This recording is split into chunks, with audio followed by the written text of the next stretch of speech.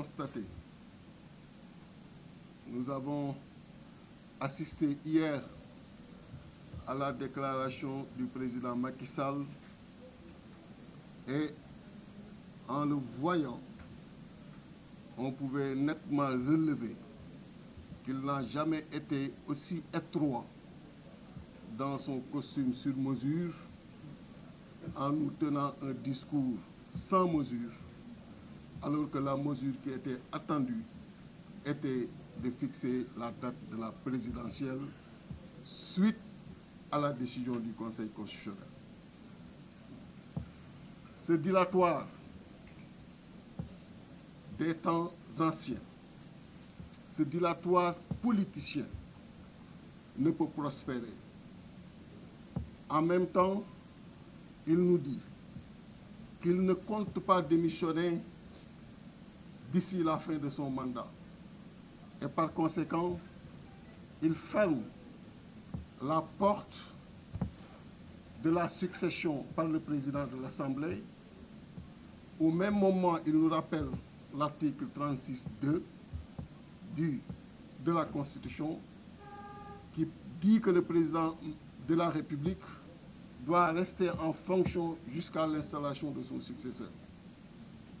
Une autre manière de s'adresser aux Sénégalais et de nous faire comprendre qu'on n'a pas le choix. Ce sera lui ou lui. Monsieur le Président, ce ne sera plus vous. Vous avez fait votre temps et il est temps de partir. Ce ne sera pas vous parce que le peuple sénégalais est marre, totalement marre de vos méthodes.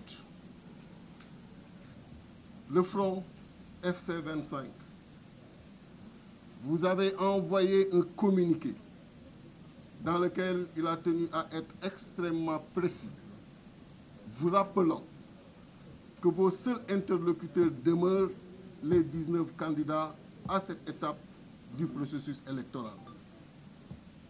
Mais l'invite que vous leur faites aujourd'hui, c'est de vous positionner en arbitre devant un spectacle d'opposants qui s'opposent entre eux devant vous et dans votre palais.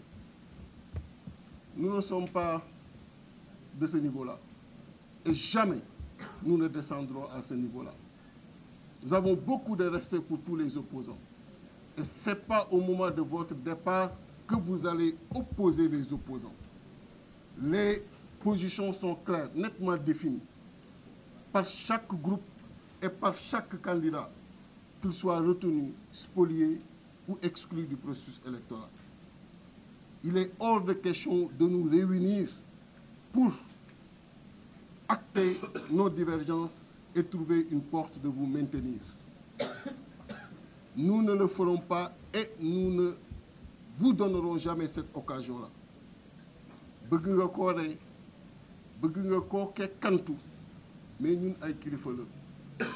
Kilifa ci doxalin la, ci taxawin la. Te amul waxtu bu mos a jot te wane wuñu suñu kilifteef ci lépp lu mu mën a doon. Du tey nga xam ni opposants yi ku nekk joxe nga sa position nga war a dem ci nga leen di dajale au palais pour xool noo leen di jaxase kii wax dama bëgg élection yi am kii wax dama bëgg reprise processus électoral bi am nga toog di leen reetaan wax ni voilà votre classe politique. C'est une classe très responsable. Li lay laaj et moom la conseil constitutionnel wax mooy nga fixer date élection présidentielle avant le 2 avril nga dem. FC25 ci avant dernier communiqué bi mu def fàttali la ni ci fii ñu toll ci processus bi sa ay interlocuteurs ci datu élection dafa war doon 19 candidats yi wante nga ni leen ñëw leen yéen ñëpp ngeen toog ngeen waxtaan ñaari fan boo leen juboo baax na boo leen juboowul ma delloo ko conseil constitutionnel. Kon delloo ko conseil constitutionnel mu gën a yomb déjà ñun daanu saisir le conseil constitutionnel pour wax la leen ni loolu ngay bëgg doxal ko suñu diggante ci biir opposition bi dul na ko may ndaxte dañu am respect ci opposant bu nekk dañu am respect ci classe politique bi donc toog di reetaan war acter sunu ay divergence du la may occasion boobu tëj buntu succession par le président de l'Assemblée pour wane ni Sénégalais yi amuñu benn pexe man lay doon wala man loolu dafa doon li nga xam ni aussi pratique politicienne yu ndaw la yu néew la li wér mooy askan wi pare na ci yow li wér mooy askan wi le 2 avril mëntu la considérer comme président de la République li wér mooy nga bëgg ko ak nga bañ ko jël dina am te dem dina am kon na dem di rafet rek di leen gërëm di leen sant wasalaam